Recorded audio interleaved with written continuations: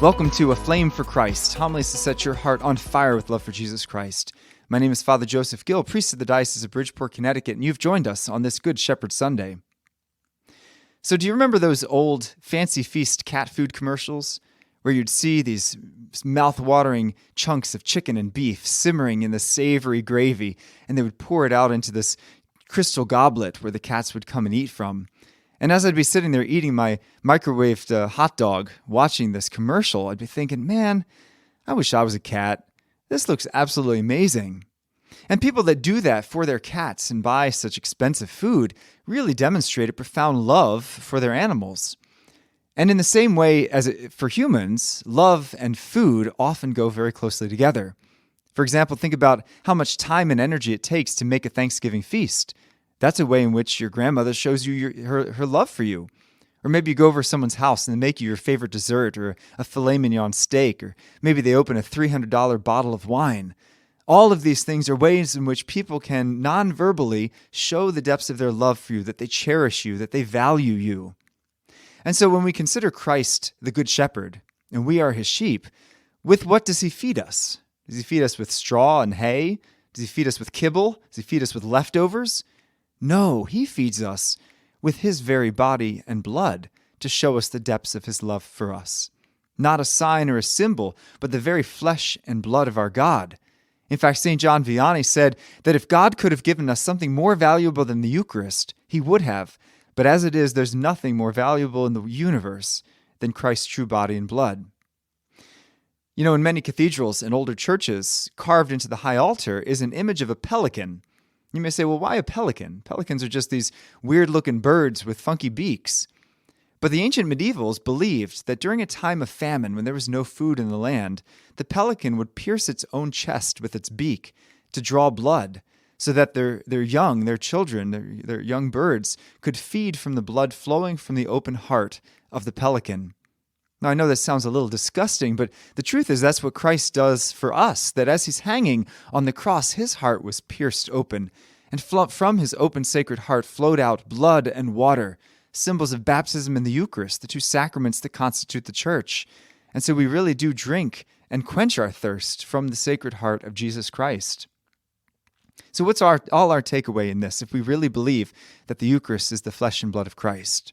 Well, first, that we need to hunger for him. Have you ever had that experience where you come home from a long day of school or work and you're just ravenous? And so you go into your kitchen and you grab some Doritos or you grab some Oreos or a soda.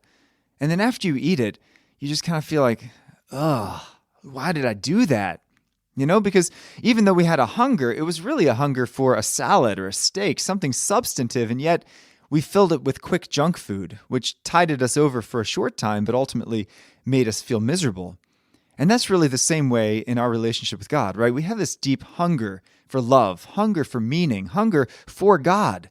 But so often we're willing to settle for the cheap junk food of this world. Things like money, things like getting the next sports trophy or getting an A on the test or promoted at work or, making sure that we're the most popular kid in school or making sure that, we have lots of friends on Instagram and lots of likes.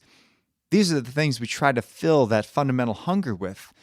But like the junk food, it's going to make us feel sick. It's going to make us miserable because it doesn't fulfill what we truly yearn for, which is an intimate union with Christ. Have you ever had that experience where you walk out of church and think, man, I'm really glad I went. That was good. You probably have, because all of us have deep within ourselves a desire for God and a desire for worship. And so we have to remember when we feel that ache, that hunger, that loneliness, that longing, that what we're really looking for is God.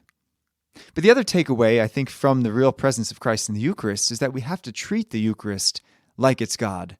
Remember, it's not an it, it's a who, it's a person. It's no longer a thing, it's Jesus Christ himself. The second takeaway then should be our love and respect for the Holy Eucharist. Remember, it's not an it, it's a him. It's not a thing, it's a person. It's not a what, it's a who.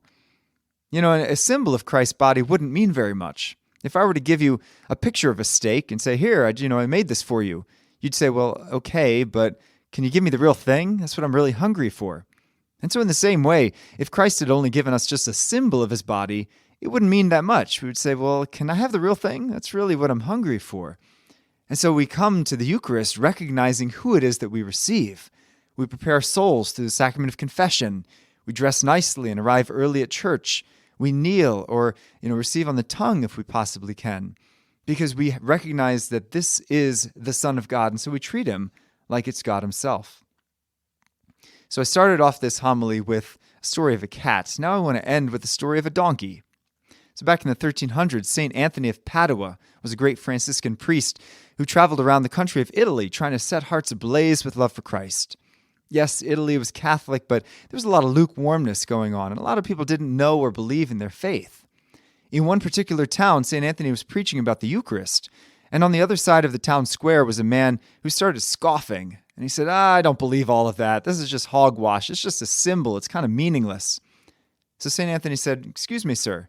I know you don't believe, but would you be willing to do a test? And the man said, well, what sort of test?